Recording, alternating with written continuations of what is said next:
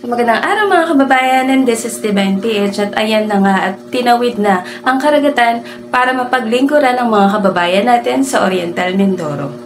So ito po yung mga ilang behind the scenes na preparasyon ng Bagong Pilipinas Servicio Fair at ng local government ng Oriental Mindoro. So yan guys, kitang-kita nyo naman na handang-handa na ang mga kababayan natin sa Oriental Mindoro. At magkakaroon nga po ito ng 2 araw na service caravan, March 9 and March 10, sa may National High School Calapan, Oriental Mindoro.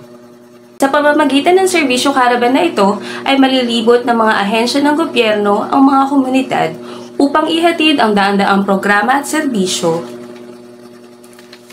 Ito ang ilan sa mga serbisyo at programa na handog po ng service caravan. So meron dyan social services, regulatory functions, education sector, livelihood programs, love for all, meron din po, agriculture, at ang iba pang government services.